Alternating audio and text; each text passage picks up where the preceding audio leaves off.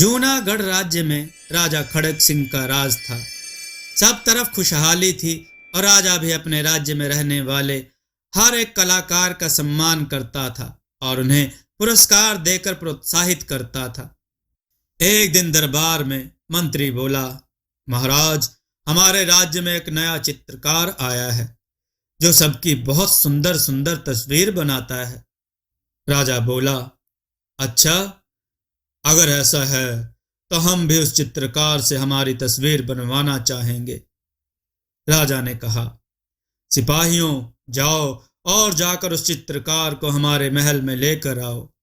राजकुमार ने कहा, मैं भी अपनी तस्वीर बनवाऊंगा और फिर मैं उस तस्वीर को अलग अलग राज्यों में पहुंचवाऊंगा ताकि मुझे कोई अच्छी सी राजकुमारी पसंद कर ले। राजा बोला, आपको और कोई राजकुमारी पसंद करे, यह तो हो ही नहीं सकता। शक्ल देखी है आपने अपनी। अगले दिन उस चित्रकार को महल में बुलवाया जाता है। चित्रकार ने कहा, महाराज की जय हो। राजा बोला, तो तुम ही हो वो चित्रकार जिसके बारे में हमने इतनी तारीफ सुनी थी। चित्रकार बोला, हाँ महाराज, मैं ही हूं चित्रकार छबीला। आदेश कीजिए महाराज, क्या हुक्म है। राजा बोला, हमने तुम्हें यहां हमारी तस्वीर बनवाने के लिए बुलवाया है।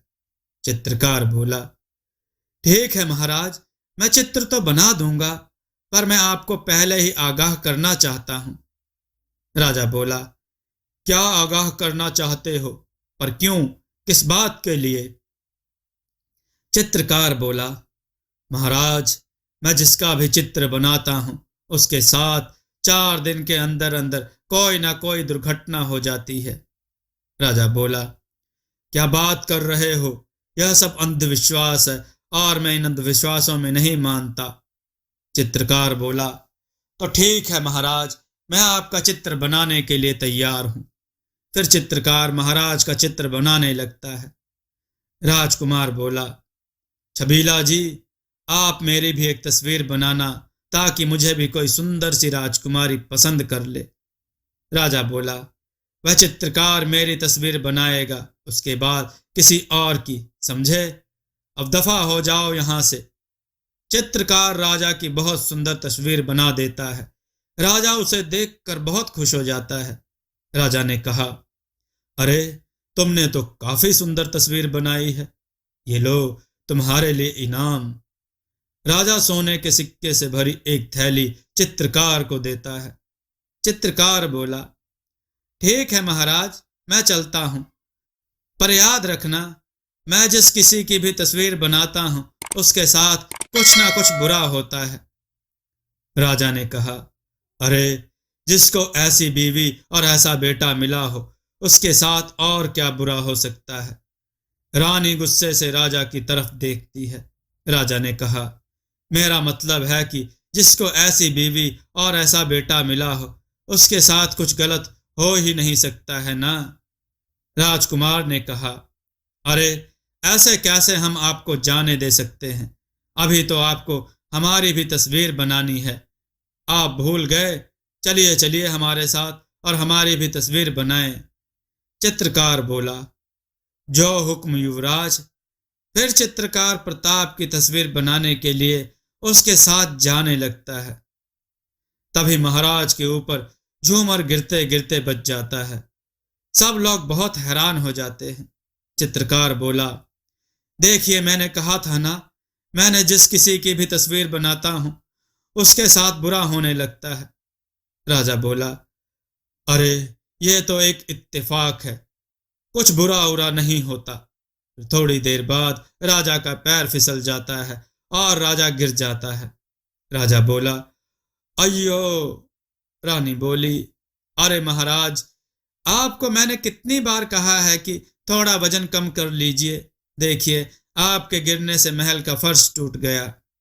राजा बोला, अरे रानी साहिबा, हम गिर गए हैं, आपको हमसे ज्यादा महल के फर्श की पड़ी है, अब हाथ दीजिए और उठाइए हमें। मंत्री बोला, महाराज, कहीं ऐसा तो नहीं कि यह चित्रकार सच कह रहा है। अगर इसके चित्र बनाने में आपकी जान पर कोई खतरा हुआ तो? राजा बोला, अरे नहीं नहीं मंत्री जी, आप ऐसे ही परेशान हो रहे हैं। मंत्री बोला, नहीं महाराज, हम इन बातों को ऐसे नजरअंदाज नहीं कर सकते। तभी राजा के पास से एक खंजर उड़ता हुआ निकल जाता है। मंत्री ने कहा, सिपाहियों जरा देखो कौन है वहां पर सब लोग राजा के लिए बहुत ही परेशान हो जाते हैं। मंत्री बोला, सिपाहियों महाराज की सुरक्षा में कड़ा पहरा लगाया जाए और ध्यान रखना महल में कोई भी अनजान व्यक्ति बिना इजाजत के नहीं आना चाहिए। सिपाही बोले, जो हुक्म मंत्री जी। फिर महल में कड़ा पहरा लगा दिया जाता है और महाराज के कक्ष के बाहर भी तिगुना पहरा लगा दिया जाता है। रानी बोली, हे भगवान, सिपाहियों महामंत्री जल्दी आओ। महाराज महाराज उठिए ना, महाराज उठिए ना महाराज। मंत्री बोला, क्या हुआ रानी साहिबा? रानी बोली, महामंत्री ये देखिए महाराज को क्या हुआ, ये उठ ही नहीं रहे हैं, अब मैं क्या करूं? मेरा सुहाग गुजर गया, मैं कैसे सजूंगी, मैं कैसे संवरूंगी महाराज। आपको मेरे महंगे जेवरों की कसम, आपको उठना ही होगा। अब मैं महंगे जेवरातों का क्या करूंगी? उठ जाइए ना महाराज, मैं बिना सजे सवरे कैसे दिखूंगी? आप ही बताइए ना महाराज, उठ जाइए महाराज, उठ जाइए। रानी की दो दासियां रानी को संभाल कर बाहर ले जाती हैं। पूरे राज्य में मातम छा जाता है। रानी बोली, महाराज आप इतनी जल्दी क्यों चले गए? तभी एक सिपाही वहां पर दौड़ा दौड़ा आता है। सिपाही बोला, युवराज की जय हो। युवराज, पड़ोसी राज्य के राजा ने हमारे राज्य पर हमला कर दिया है। राजकुमार ने कहा, पिताजी अगर आप मुझे पहले ही युद्ध नीति बता देते तो आज यह दिन नहीं देखना पड़ता। मुझे तलवार भी ठीक से पकड़ना नहीं सिखाया, कठोर कहीं के। पर मंत्री की सूझबूझ से युवराज युद्ध जीत जाते हैं। मंत्री बोला, क्या हुआ युवराज, आप चिंतित लग रहे हैं? राजकुमार ने कहा, नहीं मंत्री नहीं, मैं बस ये सोच रहा था कि जब मैं उस चित्रकार से चित्र बनवा रहा था तब चित्र नहीं बन पाया था, तो क्यों ना मैं भी उस चित्रकार से अपना चित्र बनवाऊं, ताकि हम पता लगा सकें कि क्या सच में उस चित्रकार के चित्र बनाने के बाद कोई दुर्घटना होती है। राजकुमार की बात सुनकर मंत्री भी थोड़ा सोच में डूब जाता है। मंत्री बोला, वह तो ठीक है, पर मगर आपकी जान को भी खतरा हुआ तो? राजकुमार ने कहा, मंत्री जी आपका डर सही है, पर हमें इस बात का पता तो लगाना पड़ेगा। अगले दिन फिर से उस चित्रकार को बुलवाया जाता है। मंत्री ने कहा, चित्रकार छबीला, हम चाहते हैं कि आप हमारे राजकुमार की भी एक तस्वीर बनाएं। चित्रकार बोला, पर युवराज आपको तो पता है कि मेरे चित्रकारी की वजह से महाराज का निधन हो गया, और फिर भी आप मुझसे अपना चित्र बनवाना चाहते हैं। राजकुमार बोला, आपसे जितना कहा जाए बस आप उतना ही कीजिए। फिर चित्रकार राजकुमार प्रताप की एक तस्वीर बना देता है। राजकुमार बोला, चित्रकार छबीला, आपने हमारी तस्वीर तो बहुत सुंदर बनाई है, पर आपको कुछ दिन हमारे महल में ही रुकना होगा। चित्रकार बोला, जो आज्ञा महाराज। उसी रात को एक नकाबपोश राजकुमार के कमरे में राजकुमार को मारने के लिए पहुंच जाता है। तभी वहां पर महामंत्री आ जाता है और वो नकाबपोश भाग जाता है। महामंत्री बोला, राजकुमार, मैंने अभी अभी यहां पर किसी को देखा। राजकुमार ने कहा, पर यहां तो मेरे अलावा और कोई नहीं था, जरूर आपको वहम हुआ होगा। महामंत्री बोले, नहीं युवराज, महाराज की मौत के बाद हमें और भी सतर्क रहना होगा, हम किसी भी बात को हल्के में नहीं ले सकते। राजकुमार बोला, ठीक है महामंत्री जी, पर आप अभी अपने कक्ष में जाकर आराम कीजिए। रानी भी अच्छे चित्र बनवाने के लालच में उस चित्रकार के पास पहुंच जाती है। रानी बोली, चित्रकार छबीला, हम तुम्हें आदेश देते हैं कि तुम हमारी एक ऐसी तस्वीर बनाओ जिसमें हम बिना सजे सवरे ही बहुत सुंदर दिखे। आसपास के राज्यों की सभी रानियां उस चित्र को देखकर हमसे जलें। चित्रकार रानी की भी तस्वीर बना देता है और अपने कमरे में सोने के लिए चला जाता है। रानी सिपाहियों से बोली, सिपाहियों, महामंत्री जी को जल्दी से बुलाया जाए। रानी ने कहा, महामंत्री जी, देखिए उस चित्रकार ने हमारी कैसी तस्वीर बनाई है। हमने उसे कहा था कि तुम मेरी बहुत सुंदर तस्वीर बनाना जिसे देखकर आसपास की सारी रानियां हमसे जलने लगे, पर उसने तो हमें ही जला दिया। मंत्री उस तस्वीर को देखकर हैरान हो जाता है। महामंत्री बोला, इस तस्वीर के मुताबिक आपका चेहरा जला हुआ है, तो मतलब आपके साथ भी ऐसा ही कुछ घटना घटित होने वाली है। आप जरा सावधान रहना। तभी रानी की एक दासी गर्म पानी लेकर आती है और रानी का हाथ जल जाता है। रानी इस वाक्य से घबरा जाती है।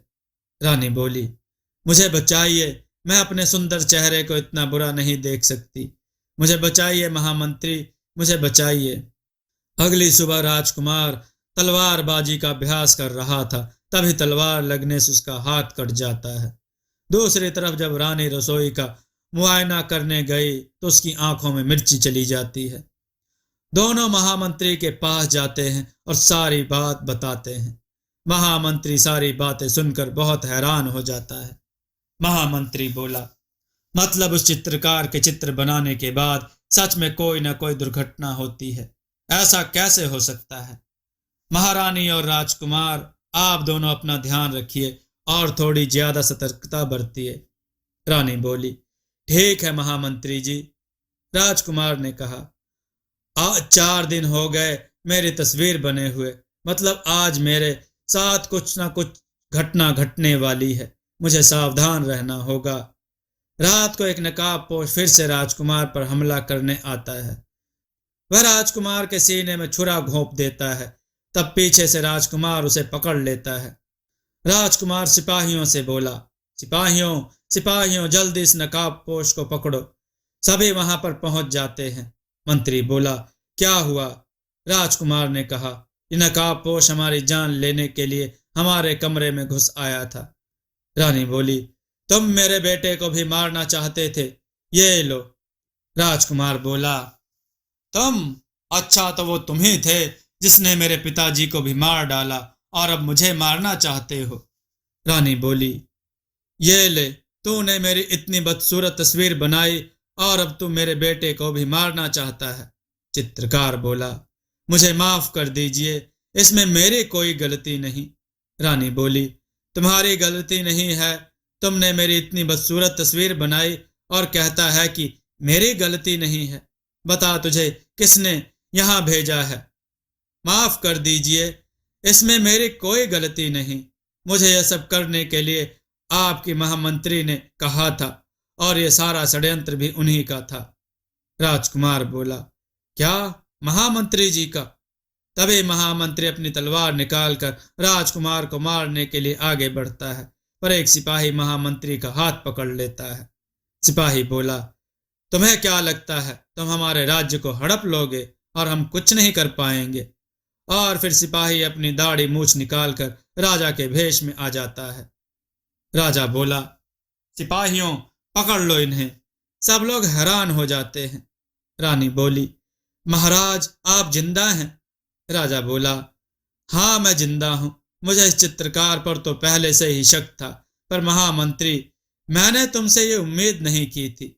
बोलो, क्यों किया तुमने ये सब? महामंत्री बोला, मुझे तो पहले से ही बदला लेना था। मैंने बहुत बार तुम्हें मारने की कोशिश की थी, पर मेरी सारी कोशिशें नाकाम रही। राजा बोला, पर तुम मुझे क्यों मारना चाहते थे? महामंत्री ने कहा, यह तुम पूछ रहे हो कि मैं तुम्हें क्यों मारना चाहता था? बचपन से ही तुम्हारे और मेरे बीच में जो भी प्रतियोगिता रही, वो हमेशा तुम जीत जाते थे। और तो और, जब हम दोनों स्वयंवर के लिए गए, तब मुझे पहली नजर में रानी से प्रेम हो गया, पर स्वयंवर जीत कर रानी भी तुमने हासिल कर ली। उस दिन से ही मैंने यह फैसला ले लिया था कि मैं तुम्हें मारकर तुम्हारा राज्य छीन लूंगा, पर तुम हर बार बच जाते थे। इसलिए मैंने राजकुमार को भी युद्ध नीति से दूर रखा, ताकि तुम्हारे बाद यहाँ कोई मूर्ख राजकुमार कुछ ना कर सके। राजा बोला, सिपाहियों, ले जाओ महामंत्री को और इस चित्रकार को भी। रानी बोली, महाराज, ये आपने कितना बढ़िया षड्यंत्र रचा। आप जिंदा हैं, मैं अपने सारे गहने पहन सकती हूँ। राजा बोला, हाँ, मैं जिंदा हूँ, बस मैं मरने का नाटक कर रहा था।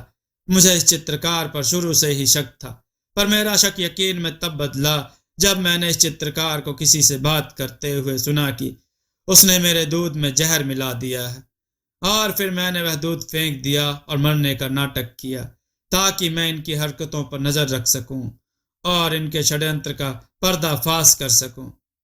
रानी बोली, ओह, सब तो ठीक है, पर उस चित्रकार से मेरी एक सुंदर सी तस्वीर जरूर बनवा दीजिएगा। यह सुनकर सब लोग जोर जोर से हंसने लगते हैं। दोस्तों, आपको यह कथा कैसी लगी? अपने विचार और सुझाव कमेंट में जरूर दें। हमारी कथाओं को लाइक करें, हमारे चैनल को सब्सक्राइब करना न भूलें। हमारी कथाओं को शेयर जरूर करें, जिससे लोगों को अच्छा ज्ञान प्राप्त हो। जय श्री राम भक्तों।